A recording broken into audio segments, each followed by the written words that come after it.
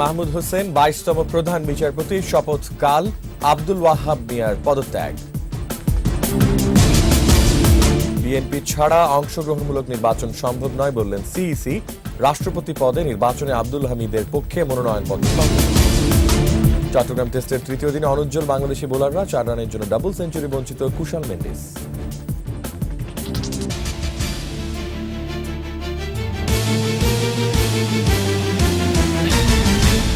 শুনছিলেন first security ইসলামী bank limited সংবাদ শিরোনাম। আমন্ত্রণ জানাচ্ছি রাত 9টার 21 সংবাদে। আপনাদের সাথে আছি আমি রিয়াজ হাফিজ। এগিয়ে চলো কল্পনার রাজ্যে। সংবাদে আরো থাকছে, বিলুপ্ত প্রায় গ্রাম বাংলার ঐতিহ্যবাহী লাঠি খেলা এখনো আছে টাঙ্গাইলে, উপভোগে দূর দূরান্তের হাজারো মানুষের ভিড়।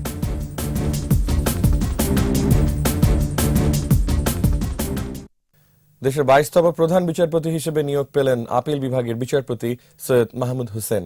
শনিবার সন্ধ্যায় বঙ্গভবনে তাকে শপথ পড়াবেন রাষ্ট্রপতি মোহাম্মদ আব্দুল হামিদ। শুক্রবার সৈয়দ মাহমুদ হোসেনের নিয়োগ আদেশে স্বাক্ষর করেন রাষ্ট্রপতি। অ্যাটর্নি জেনারেল মাহবুবে আলম বলেছেন, এর মাধ্যমে অন্য বিচারক নিয়োগের পথ সুগম হল। প্রণব চক্রবর্তীর রিপোর্ট।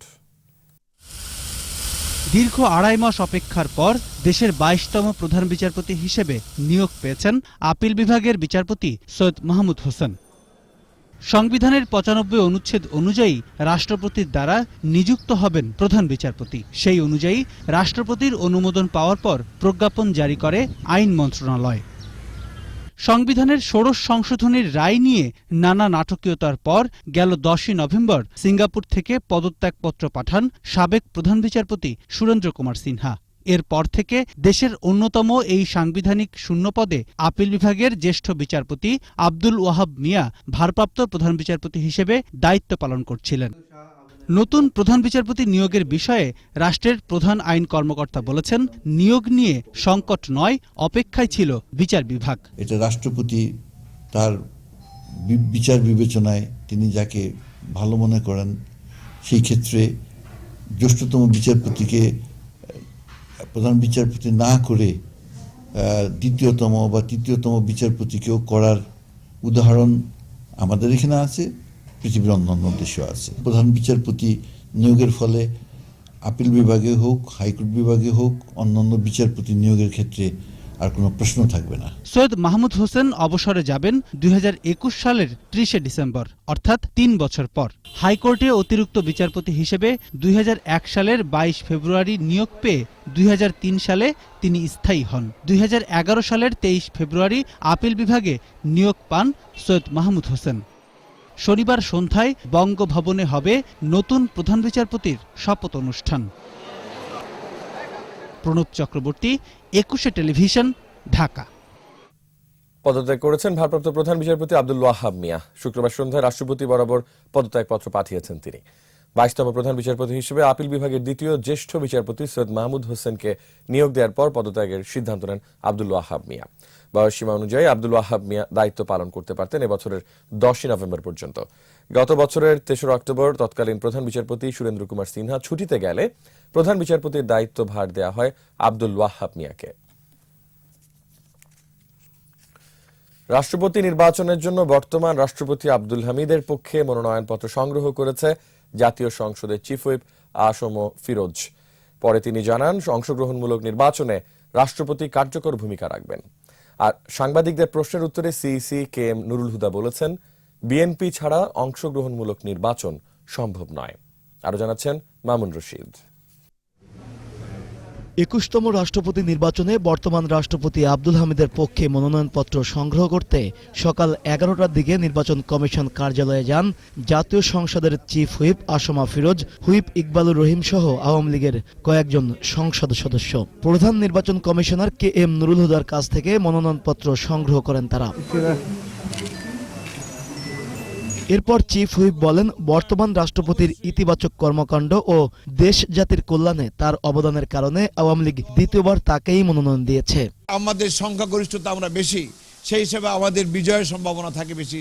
এরপরও যদি কেউ প্রার্থী হিসেবে আসে তাকে আমরা স্বাগত জানাবো। গণতন্ত্রের জন্য যে বাধাবাধকতা আছে সেগুলো উঠিয়ে গিয়ে তিনি একটি ভালো নির্বাচনের সুযোগ সৃষ্টি করে দেবেন। পরে প্রধান নির্বাচন কমিশনার জানান 5 ফেব্রুয়ারি রাষ্ট্রপতি নির্বাচনে মনোনয়নপত্র সংগ্রহ ও জমা দেওয়ার শেষ দিনে অন্য কোনো প্রার্থী মনোনয়নপত্র জমা দিলে 18 ফেব্রুয়ারি নির্বাচন হবে, আর না দিলে 7 ফেব্রুয়ারি আব্দুল হামিদকেই 21তম রাষ্ট্রপতি হিসেবে নির্বাচিত ঘোষণা করা হবে। 7 তারিখে বাছাই হবার পরে যদি দেখি যে আর কোনো মনোনয়নপত্র আমাদের কাছে নেই, তাহলে যিনি মনোনয়নপত্র যেটা পাবো সেটাই চূড়ান্তভাবে আমরা সেদিন ঘোষণা দিতে পারবো। আর 5 তারিখে বিকেল 4টা পর্যন্ত মনোনয়নপত্র দাখিলের শেষ তারিখ। এক প্রশ্নের জবাবে প্রধান নির্বাচন কমিশনার বলেন, আগামী জাতীয় সংসদ নির্বাচনে সব দলের অংশগ্রহণ নিশ্চিত করতে কাজ করে যাচ্ছে নির্বাচন কমিশন। আমরা তো প্রত্যাশা করব সব দল নির্বাচনে আসুক এবং তাদেরকে আমরা সেরকমই অনুরোধ করে থাকি। বিএনপি ছাড়া নির্বাচন সব দল হয় কীভাবে? অবশ্যই বিএনপি রাজনৈতিক অঙ্গনে অত্যন্ত গুরুত্বপূর্ণ একটা অবস্থান আছে, সুতরাং তাদের ছাড়া অংশগ্রহণপূর্ণ নির্বাচন হবে না, এটা আমরা আগেও বলেছি এখনো বলি। বিএনপির গঠনতন্ত্র সংশোধন বিষয়ে এক প্রশ্নে সিইসি জানান, এখনো তা দেখেননি তিনি। তারা ভোটারদের কাছে যাবেন, ভোট চাবেন, এখানে তো আমাদের কোনো বাধার বিষয় নেই, সরকারের ও বাধার বিষয় আমি কিছু দেখি না। Mamun Rashid, 21 television, Dhaka. Bangladesh Sri Lanka test series প্রসঙ্গ।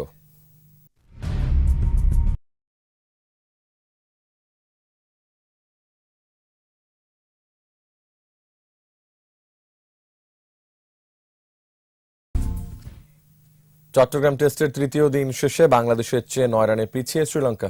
হাতে রয়েছে 7 উইকেট। প্রথম ইনিংসে বাংলাদেশের 513 রানের জবাবে 3 উইকেটে 504 রান তুলেছে লঙ্কানরা।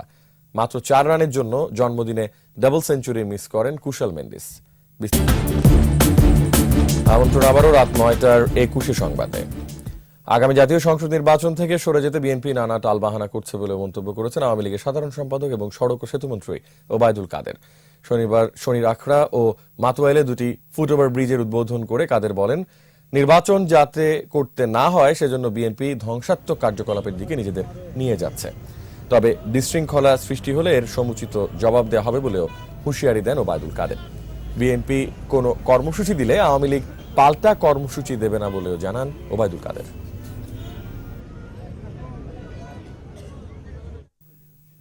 নির্দলীয় সরকারের অধীনে নির্বাচন দিলে সরকারের জনপ্রিয়তার প্রমাণ পাওয়া যাবে বলে মন্তব্য করেছেন বিএনপির সিনিয়র যুগ্ম মহাসচিব রুহুল কবির রিজভী। নয়াপল্টনে দলের কেন্দ্রীয় কার্যালয়ে সংবাদ সম্মেলনে তিনি আরো বলেন, বিএনপি নয় আওয়ামী লীগই নির্বাচন বানচালের চেষ্টা করছে। নির্বাচন থেকে দূরে রাখতে দলের চেয়ারপারসন বেগম খালেদা জিয়া সহ শীর্ষ নেতাদের রাজনৈতিক মামলায় হয়রানি করা হচ্ছে বলেও অভিযোগ করেন রিজভী। তিনি বলেন, বিএনপির নির্বাহী কমিটির বৈঠকেও সরকার বাধা দিচ্ছে। 21শে গ্রন্থমেলার খবর।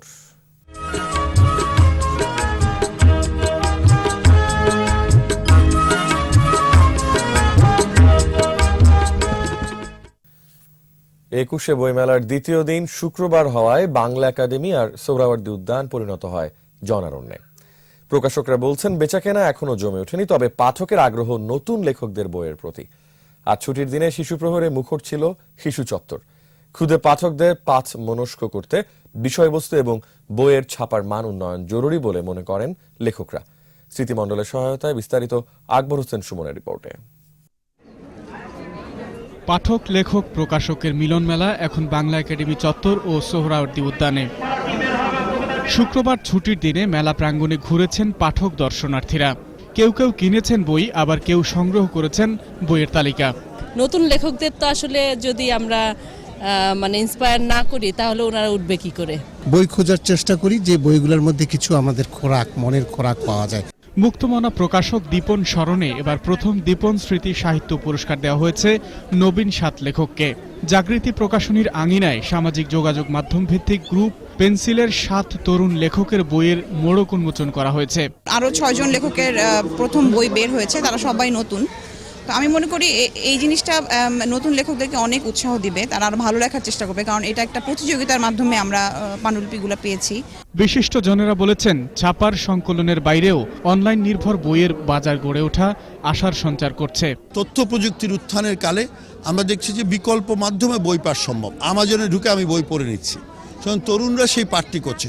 আমি মনে করি সেটাও দরকার আছে। ডিজিটাল বুক এখন বেরোচ্ছে, সেটাও দরকার আছে। শুধু মুদ্রিত বই পড়তে হবে, কাগজে মুদ্রিত বই এমন কোনো কথা নেই। এদিকে ছুটির দিনের সকালে খুদে পাঠকদের কোলাহলে মুখর ছিল শিশু চত্বর। আমার বই পড়তে অনেক ভালো লাগে, কারণ সিসিমপুরের বই অনেক ভালো। আমি পঞ্চতন্ত্রের মন্ত্র আর ঠাকুমার ঝুলির বই কিনেছি। বাচ্চারা বই পড়ুক, অনেক ক্ষেত্রে যদি ছবির বইও হয় শুধু পাতা উল্টালো, সেটাও কিন্তু তার ভবিষ্যতে পাঠ্যাভ্যাসের জন্য একটা প্রস্তুতি হবে। এবার 21শে বইমেলার পরিধি যেমন বেড়েছে, তেমনি যুক্ত হয়েছে নতুন সব প্রকাশনা প্রতিষ্ঠানের সৃজনশীল বই। আকবর হোসেন সুমন, 21শে টেলিভিশন, ঢাকা। এবার আমাদের সাপ্তাহিক আয়োজন সোশ্যাল ইসলামী ব্যাংক লিমিটেড, আমার বাংলা।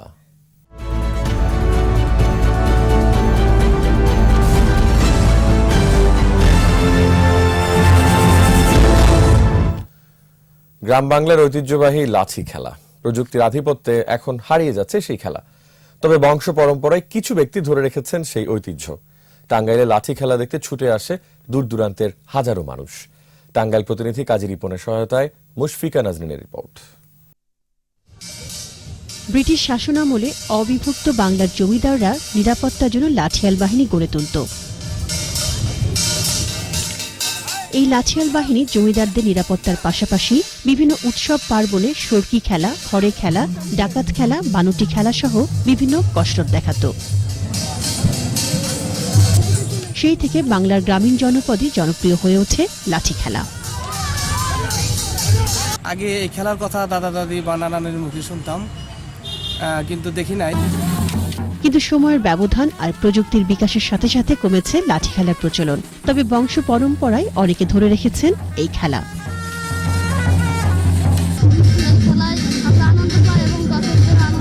দশ 12 বছর বয়স, তখন আমার আব্বা সর্দার ছিল, আমার আব্বা মারা গেছে, আব্বার কাছে খেলা দেখছি।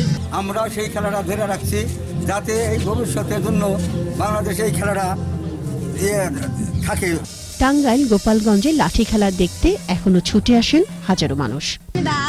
সবার আগে আমাকে নিয়ে আসছে লাঠিয়া দেখতে।